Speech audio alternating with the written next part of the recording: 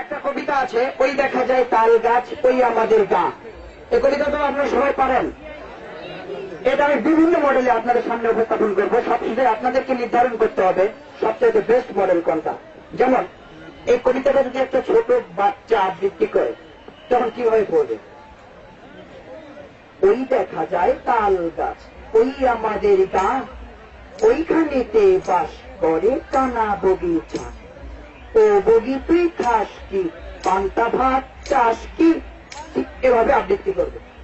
এখন মনে করুন একজন কারি সাহেব কোরআন তেলাওয়াত জন্য করেন, ঠিক সেভাবে কবিতাটা পড়ছেন, তখন কিরকম হবে?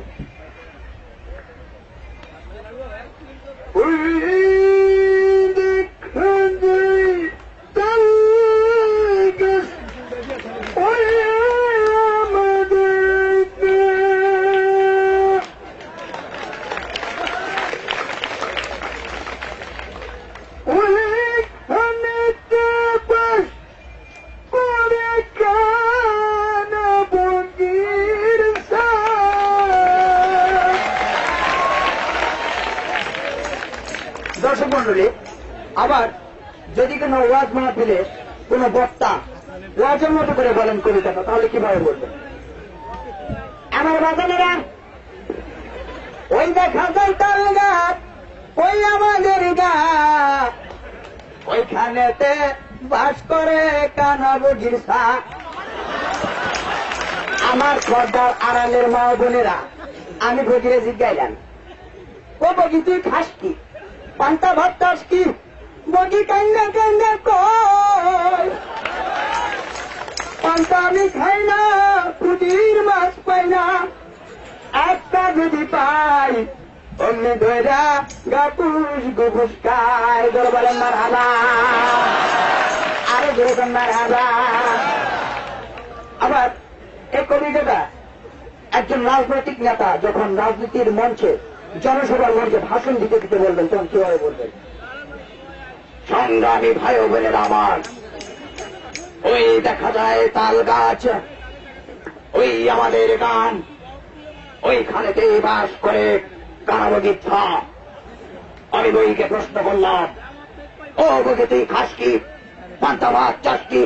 তাৎক্ষণিকভাবে ক্ষিপ্ত হয়ে বই আমাকে উত্তর দিয়েছিল, পান্তা আমি খাই না, পুঁটির মাছ পাই না, একটা যদি পাই অমনি ধরে কাপুস গুপুস খাই। আপনারা আমার সাথে একমত?